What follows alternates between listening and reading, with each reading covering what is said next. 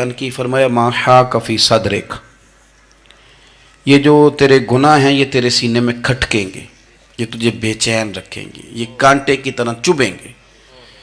تو جتنے مرضی اچھے کپڑے پہن لے، جتنی مرضی اونچی جگہ بٹھا دیا جائے، اگر تیرے اندر کوئی روگ ہے وہ تجھے سکون سے نہیں جینے دے گا۔ رسول کائنات صلی اللہ علیہ وسلم نے نا لوگوں کی توجہ رب کریم کی جانب لگائی۔ حضور نے لوگوں کو بتلایا کہ تمہارا رب نا عاجزی کو پسند کرتا ہے، تمہارا رب سادگی کو پسند کرتا ہے، تمہارا رب انسانوں سے پیار کرنے والے کو پسند کرتا ہے۔ حضور سید عالم صلی اللہ علیہ وسلم نے ہمیں یہ سبق پڑھایا کہ زیادہ باتیں کرنے والے کو نہیں، اللہ سچ بولنے والے کو پسند کرتا ہے۔ بہت اونچے اور لمبے چوڑے دولت والے اور مالدار آدمی کو نہیں، بلکہ جو آدمی دیانتداری سے زندگی گزارے رب اس کو زیادہ محبوب رکھتا ہے۔ تو ہماری یہ جتنی بھی آزمائشیں ہیں، میلاد والے محبوب صلی اللہ علیہ وسلم نے نا یہ ساری ہماری دور فرما دی، ساری۔ آپ دیکھیں ہمارے ہاں ایک بیماری ہوتی ہے، وہ تکبر کی بیماری ہے، اور وہ صرف مالدار کوئی نہیں ہوتا، بلکہ حضرت سعدی شیرازی فرماتے ہیں کہ میں نے بہت سارے جھکے ہوئے لوگوں میں تکبر دیکھا ہے۔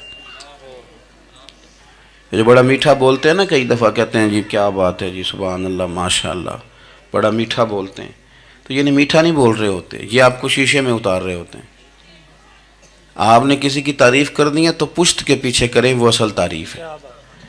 آپ کوئی ایسا کام نہ کریں جس سے چھلکے لفظوں میں کہ میں نے کسی کو بنایا ہے، اس سے نا آپ کو خود محسوس ہوگا کہ میں حقیقت پہ زندگی نہیں گزار رہا، میں تو کوئی اداکاری کر رہا ہوں۔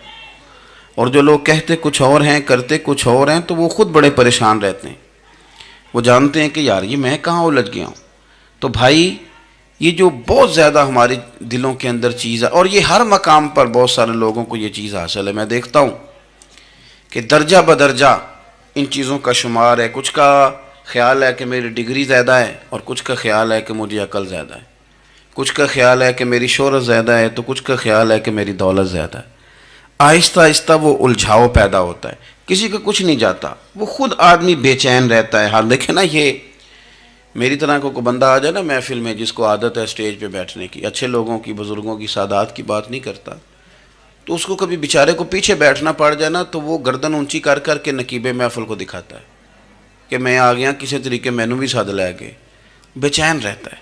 اور اگر اسے سکون حاصل ہو کہ بھئی حضور کی محفل میں بیٹھنا ہے، جہاں جگہ مل گئی وہیں پہ ٹھیک ہو، اور وہ سکون کے ساتھ، دیکھو اس محفل کا مہمان خصوصی میں نہیں، حضرت بزرگ تو سرپرستی کاری رہے ہیں، میں نہیں، اس محفل کا تو مہمان خصوصی وہ بندہ ہے جس نے محفل سے پہلے یہاں جھاڑو دیا ہے، جس نے یہاں دریاں بچھائی ہیں، جس بیچارے کی فوٹو بھی کوئی نہیں آئی، وہ مہمان خصوصی ہے۔ اور اس محفل کا تو وہ مہمان خصوصی ہے جو چپ کر کے کہیں کونے میں بیٹھا ہے، اس کو کوئی دلچسپی نہیں کہ کوئی مجھے بھی جانے گا، کوئی مجھے بھی پہچانے، اسے تو اتنا پتہ ہے کہ میں اپنے پیارے حبیب کی تعریف سننے کے لیے آیا ہوں۔ آپ اپنے اس طرح آپ کا ذوق دوبالا رہے گا اگر آپ عاجزی کے ساتھ، انکساری کے ساتھ، رب رسول کی رضا کے لیے کسی جگہ بھی آپ اپنے آپ کو سیٹ کر لیں گے تو ماحول آپ کا ٹھیک رہے گا، ورنہ آپ الجھاؤ کا شکار ہیں، ورنہ آپ پریشان ہیں، ورنہ آپ تکلیف میں، ورنہ آپ آزمائش میں۔ بخاری شریف میں حدیث ہے، قاضی ایاز مالکی رحمۃ اللہ علیہ نے بڑی تفصیل سے لکھی ہے، راوی حضرت انس بن مالک ہیں۔ ایک بندہ بڑی دور سے آیا نبی پاک صلی اللہ علیہ وسلم کی زیارت کے لیے، بڑی دور سے۔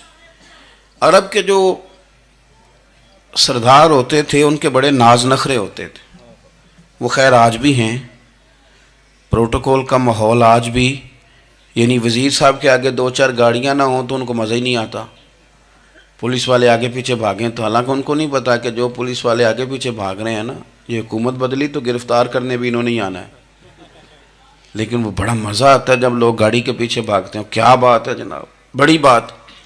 اور ہماری طبیعتوں میں پتہ نہیں کون سی، یہ پیسے پھینکنے والے دوست مجھ سے ناراض نہ ہو جائیں، لیکن میں اکثر سوچتا ہوں کہ یار یہ کس طرح کا کام ہے کہ پہلا کھلارنے پھر آپ ہی اکٹھے کرنے، تو آپ اکٹھے دے دیں جس کو دینے ہیں، ختم ہو جائے بات۔ یعنی وہ محفل میں نا گپ شپ ہو رہی ہوتی ہے، اکٹھے کرنا لے، پان دینا لے، کس چکر میں پڑ گئے۔ حضور غوث اعظم رضی اللہ تعالیٰ عنہ کی محفل میں شیخ یحییٰ نجار جایا کرتے تھے، تو وہ کہتے تھے کہ ہم وہاں گنتے تھے آج کتنے بندوں نے توبہ کی۔ تو ہم سے گنے نہیں جاتے تھے، اتنے لوگ توبہ کرتے تھے۔ بزرگوں کی محفلوں میں توبہ کرنے والے گنے جاتے تھے، ہماری محفلوں میں پیسے گنے جاتے ہیں اور وہ پرچیاں دی جاتی ہیں۔ ایسا نہ کریں، اس سے گھٹن پیدا ہوتی، اور پھر جو نوٹوں والے ہوتے ہیں وہ فرنٹ سیٹوں پہ آ جاتے ہیں۔ بہت سارے غریب سوچتے ہیں کہ میرے پاس بھی اگر کرارے نوٹ ہوتے تو میں بھی آگے ہوتا۔ تو کم از کم یہ جو میلاد کی محفل ہیں ان میں تو سب کو ایک جیسا رہنے دے، یہاں تو امیر غریب کا فرق نہ ہو، اس کو تو مہربانی کریں۔ تو نبی پاک صلی اللہ علیہ وسلم کی خدمت میں وہ شخص بڑی دور سے آیا، تو عرب کے بادشاہوں کا مزاج تھا، پروٹوکول بڑا چاہتے تھے، ان کا تو یہ طریقہ تھا کہ حکمرانی کرنی ہے جیسے بھی ہو۔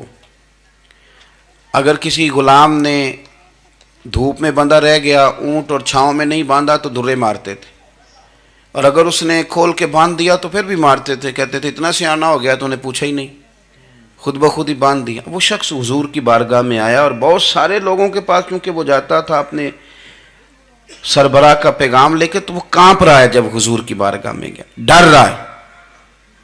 اب ذرا بات کو سمجھنا، نبی پاک صلی اللہ علیہ وسلم نے اس سے فرمایا کیوں ڈرتے ہو؟ سادہ آدمی ہے، دیہاتی ہے، بدو ہے۔ اللہ کے رسول نے تھپ کی دی، کیوں ڈرتے ہو؟ تو کہتے حضور مجھے آداب نہیں آتے اور مجھے ڈر آتا ہے، کوئی بات اگر ایسی ہو گئی، آپ مدینے کی حکومت کے سربراہ ہیں، تو کہیں آپ ناراض نہ ہو جائیں۔ حضرت انس بن مالک فرماتے ہیں بات کہاں کی تھی، پہنچ کہاں گئی؟ جب اس نے یہ کہا نا کہ آپ تو حکومت کے سربراہ ہیں، کہیں کوئی غلطی نہ مجھ سے ہو جائے، تو نبی پاک کی آنکھوں میں آنسو آ گئے، حضور رونے لگے، اور نبی پاک صلی اللہ علیہ وسلم فرمانے لگے نہ بھائی، تو کسی حکومت کے سربراہ کے پاس نہیں آیا، نہ تو اس بیٹے کے پاس آیا ہے جس کی ماں گوشت کے خشک ٹکڑے کھا کے بھی گزارا کر لیتی۔ میں تو ایک غریب ماں کا بیٹا ہوں۔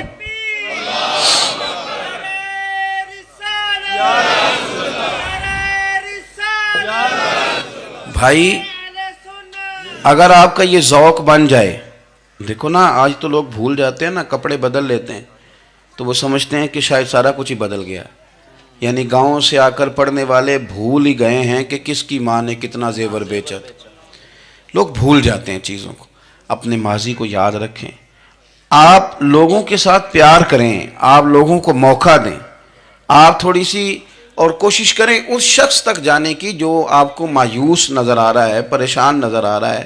یہ ہمیں میلاد والے محبوب صلی اللہ علیہ وسلم نے درس دیا۔ ایک اور پہلو، حضور سید عالم صلی اللہ علیہ وسلم نے، ہمارے ہاں نا ابھی بھی برادری کی تقسیم ہے، ابھی بھی، اور کچھ میں نے ایسے کمزور لوگ بھی دیکھے، یہ اس طرح کی حرکتیں ہارے ہوئے لوگ کرتے ہیں، ہارے ہوئے لوگ جو اپنے آپ کو سمجھتے ہیں کہ میں کوئی بڑا آدمی ہوں۔ بڑا آدمی تو اپنے اخلاق سے ہوتا ہے، اپنے کردار سے ہوتا ہے، اپنی سخاوت سے ہوتا ہے، لوگوں سے پیار کرنے سے ہوتا ہے۔ باقی یہ کہ بیٹھ کے کہانی سنانا کہ میں بڑا کچھ کرتا ہوں، تو جو کچھ کرتا ہوتا ہے اسے سنانے کی کوئی ضرورت ہے۔ ایک وہ بہت سارے لوگ آپ تعزیت کرنے جائیں نا والد کے انتقال کے بعد، تو ان بیچاروں کو بتانا پڑتا ہے کہ ابا جی میرے بغیر دوائی نہیں کھاتے تھے۔ تو میں کہتا ہوں اگر تیرے بغیر نہیں کھاتے تھے پھر بتانے کی ضرورت نہیں، پھر تو سارے گاؤں کو پتہ ہوگا کہ تیرے بغیر نہیں کھاتے تھے۔ اور اگر کوئی دال میں کالا ہے تو پھر تیری وضاحت کوئی بندہ قبول نہیں کرے گا۔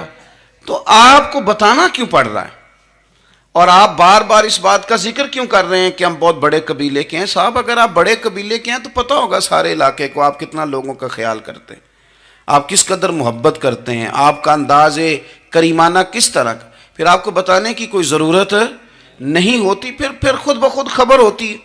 حضرت سیدنا ابو ذر غفاری رضی اللہ تعالیٰ عنہ، قبیلہ بنو غفار ایک بڑی شاخ تھی قبیلوں میں سے، جو لوگ اس زمانے میں مالدار قبیلوں سے تعلق رکھتے تھے ان میں سے ایک بڑا نام تھا۔ ساری زندگی چودراہٹ کی، لیکن میلاد ایک انقلاب کا نام ہے۔ میں میلاد منانے والے دوستوں سے گزارش کرتا ہوں کہ آپ ہر سال میلاد منائیں، اور ہر سال میلاد کے بعد آپ تھوڑے بدل بھی جائیں، یعنی تھوڑے سے بدل جائیں۔ کچھ لوگ کہیں یار یہ داڑھی میں نے نا 12 ربیع الاول والے دن رکھی تھی، یہ میری میلاد والی داڑھی ہے، اور داڑھی رکھیں بھی نبی پاک کی مرضی کی۔ کس کی مرضی کی؟ نہ ناراض ہو جائے جی میں ٹور چلا، بس کس مرضی کی جی؟ اپنی مرضی کے نہیں۔ داڑھی کا وزن کو نہیں ہوتا کہ پوری مٹھی رکھیں گے تو آپ کو کوئی دقت ہوگی، کوئی وزن نہیں، پوری رکھیں، جو حضور کا طریقہ مبارکہ ہے جو ہمیں ملتا ہے اس پر آپ توجہ فرمائیں۔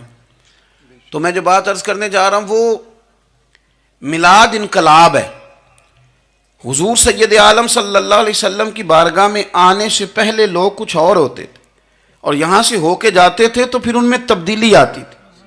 میں سارا دن کرامتیں سناؤں نا کسی کو اپنے پیر صاحب کی، اور اپنے گھر میں بھی کہ میرے حضرت بڑے، میرے استاد بڑے، لیکن بیوی کے ساتھ اگر میں ترش لہجے میں بات کروں گا تو وہ کہے گی یہ سکھاندے نے تینوں پیر صاحب، دوست کہیں گے یہ سکھاتے ہیں آپ۔